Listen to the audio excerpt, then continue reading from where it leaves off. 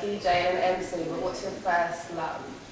Probably DJing, because that's obviously what I first started doing when I was 13. And yeah, I went on to producing at 15, started writing lyrics at 18, but probably DJing, because obviously I started out doing it, and I still do it now, so probably DJing. So you started DJing at quite a young age. Yeah. What was that like?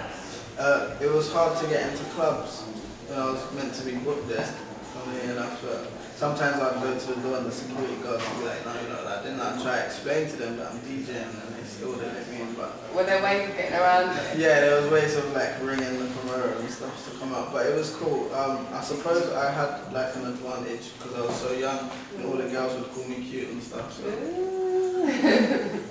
Not much changes.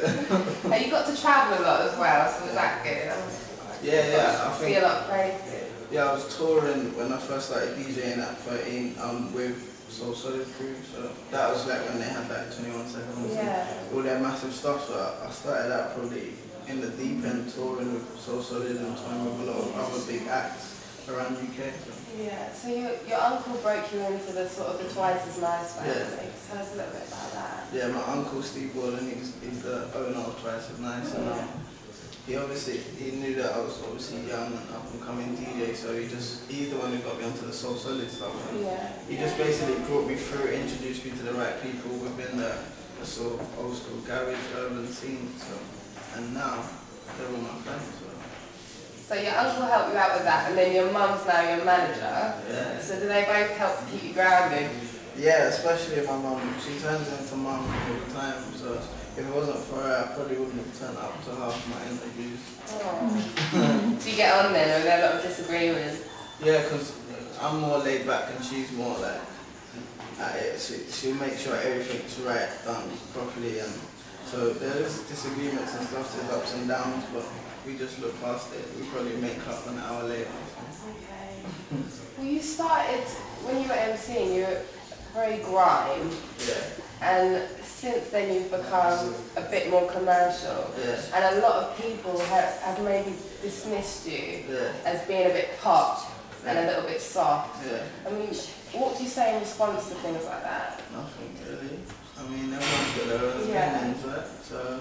You can't please everyone, of course. Exactly, and obviously there's a lot of people that ain't doing the commercial stuff, and once they see that I'm doing it and getting somewhere with it, a lot of them are actually changing their mind, or even some of them who make them comments are ringing me the day they make them comments and asking me to feature on their album and stuff just to boost up their sales. So, I mean... Use your haters as motivators. Yeah, exactly.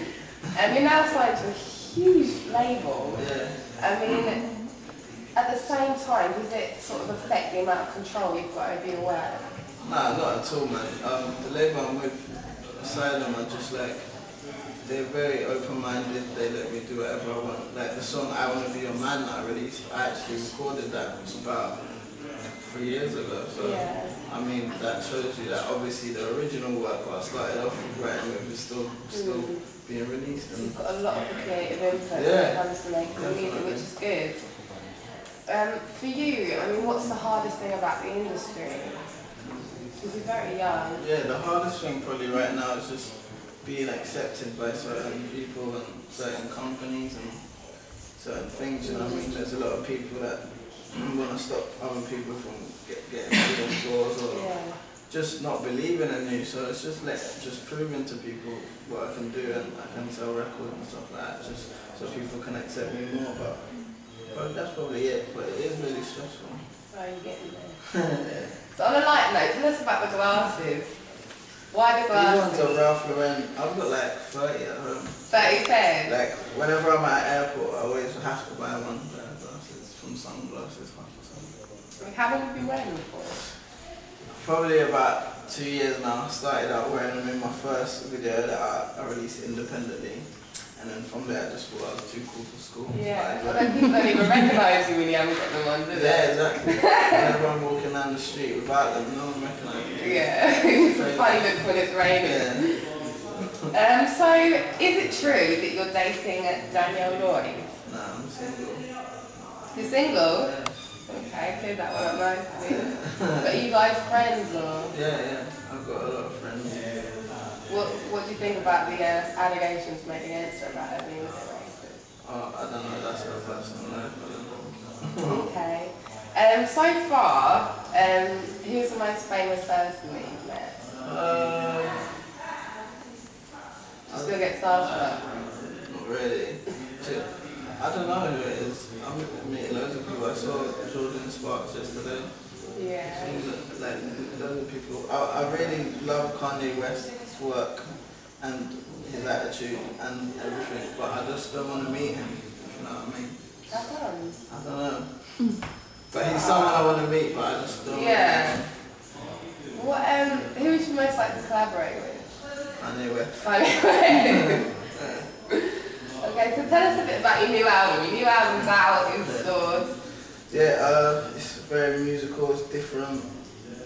A lot of people think that my music's sample based, but from the album it's not that sample based. There's a few covers on there. It's just a very different album. I mean, there's not really any other albums that's out that has Wiley and Elton John on the same album. That explains a lot, saying when you've got two different genres from totally two different scenes on one album, you know what I mean? So it's just different, musical. We've got a few collaborations on there and a few up-and-coming artists. Interesting mix. How long does it take to put together? Probably about a month.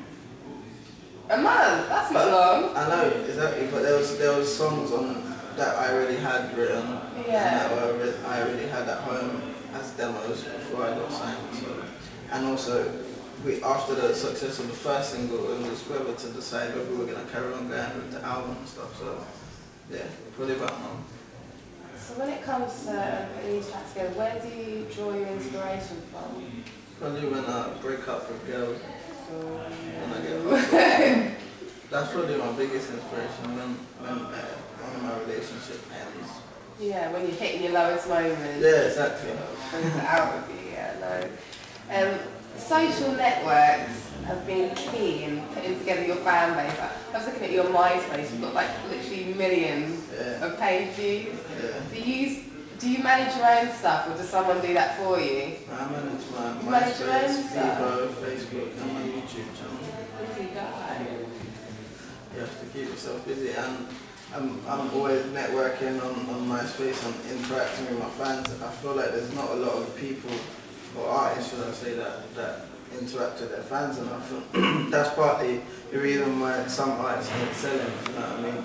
Because fans these days want to feel like they're close to their idol or whoever they look up to, so I feel that's very important. Yeah, it's important. You were nominated for a MOBO, Best Newcomer. Yeah. You lost out to Chipmunk. Any hard feelings? Chipmunk's my little brother. He's going to be on my concert as well in December. He's worked just as hard as me. Everyone's worked just as hard who was in that Best Newcomer category. It's just whether, suppose he's young, he's up and coming, and he probably deserved to win it just as much as me. So. Yeah. Okay, Stay With Me has been dubbed the soundtrack for Broken Britain. Yeah. What do you think sort of fueling all this gun crime and knife crime at the moment?